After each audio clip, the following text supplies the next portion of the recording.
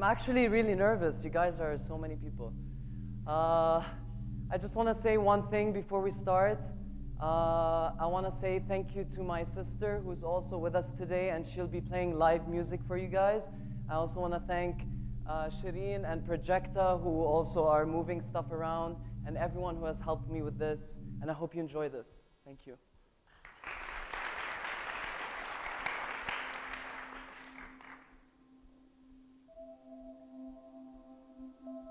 The most powerful thing about the universe is not that it is hostile, but that it is indifferent. But if we come to terms with this indifference, then our existence as a species can have a genuine meaning. However vast the darkness, we must supply our own light. That was Stanley Kubrick. As children, we are constantly in awe and fascination about the world around us. Today, we are going to travel back in time and experience that childhood and that perception which we have lost. I want to ask you all to close your eyes right now. Come on, do it, all of you. I want you to focus on my voice and maintain a certain pattern of breathing. Inhale and exhale everything out. I want you to relax your bodies, relax your arms, your legs, your shoulders. Make sure you are sitting in the most comfortable position you can sit in. For you are sitting in one of the most beautiful theaters in the Arab world. Today, I'm going to ask you to free your mind. Be open to anything. Question everything I say and everything you know. Our story begins with the single most important event of all time, the Big Bang. Out of this fantastical event came a muse willing to tell its story. Our universe gave birth to light as the first stars were born. Light plays an important part in our story, for it acts as the voice of the universe. In comparison to the vastness of the universe, light takes time to travel. So scientists realized as they were looking deeper into space, they were looking back in time. For example, it takes 8 minutes from the light from the sun to reach Earth. Therefore, we see an image of the sun as it were 8 minutes ago. It took us a long time to understand the universe. We first thought that the Earth was flat, then round and the center of the universe. But as we looked at light, we unmasked this deception. We wanted to learn more. And we discovered that light is not just one thing, it's an entire cosmos we cannot see. Light is radio, light is gamma, light is X-rays, light is many, many things. And as we looked at this, we persevered, and a lot of people challenged cosmology, and the reason they did was because they couldn't trust it. But let me show you. What do you think this is? It's an image of the Milky Way. What about this one?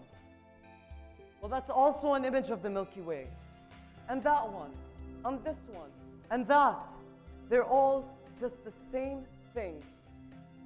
The universe seems to be a time capsule of information, showing us the past in different ways.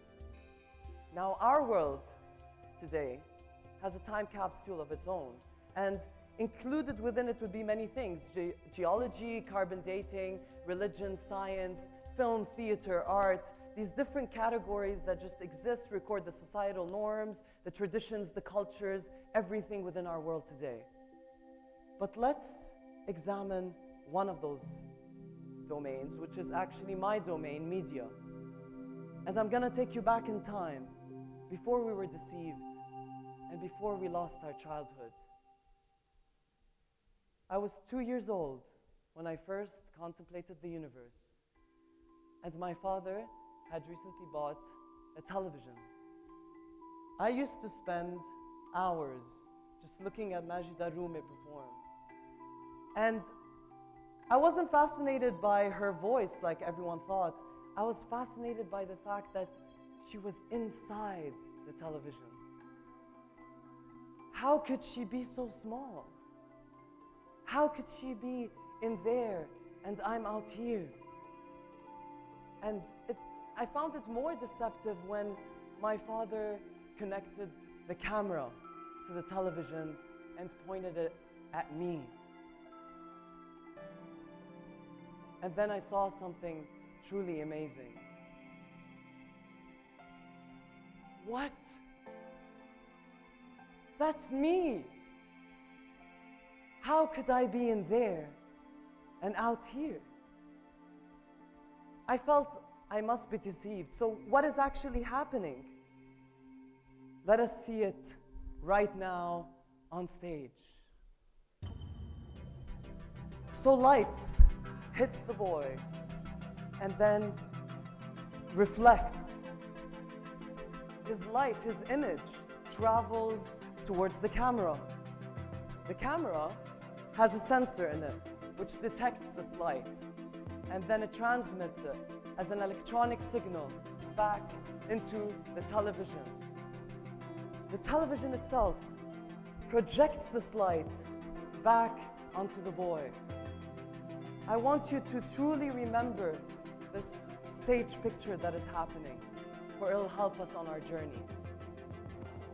Ever since that day, I viewed the world around me with perseverance, caution, and questioned everything. I wanted to know the why of everything. And since no one was willing to explain to me what was happening inside the television, I grabbed the television and threw it on the floor. Of course, it shattered and there was no Majida there. And my mom was very pissed. But had I not done what I did, I probably would have never gone into communication arts. For shortly after that, I wanted to know more about this deceptive art. And I saw that it ranged on everything in terms of corporate advertising, creating needs for stuff that you don't need, and photoshopped images of models setting a standard of what is supposed to be attractive. In Lebanon, I saw no better example than the distortion of media through political agendas. And in the States, I saw gatekeeping and subjectivity in terms of the coverage of the Middle East. And when you think about media, if media is a time capsule recording everything at a given moment, we find ourselves at a loss. Who do we believe? What do we trust? And as we think of these questions, we examine different domains, and we find the same discrepancies. Eventually, we reach a point where we really do not know what is real and what is not. In terms of this, we find ourselves completely lost. Media and the universe do not just share deception, they also share eternity. It is through eternity that media travels in the form of a radio wave going across the entire universe. Media lasts forever, like the universe. And therefore, I would like to show you right now what our image looks like in our world. Just these several images passing in time.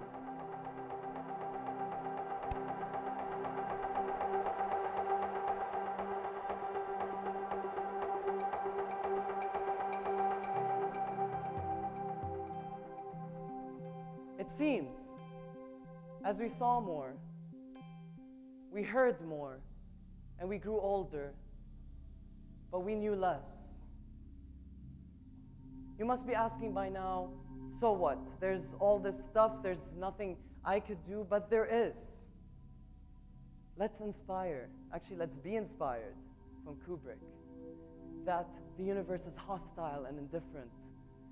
Let's be inspired by Carl Sagan, who said that the universe is all that is, ever was, and ever will be. Let's be inspired from light, the first thing we started with, the only thing that is true. Let's be inspired by the universe. Remember the color spectrum that we saw? This is just different ways of viewing the same thing. And as we unmasked this, we learned more and we advanced more as a species. In this attitude of objectivity, we need to adopt in our world today. Not just by gathering several sources and questioning everything we know, but by challenging it, by talking about it, by not just second guessing. Instead of being deceived, the boy challenged it. This is an attitude we must adopt in our world today.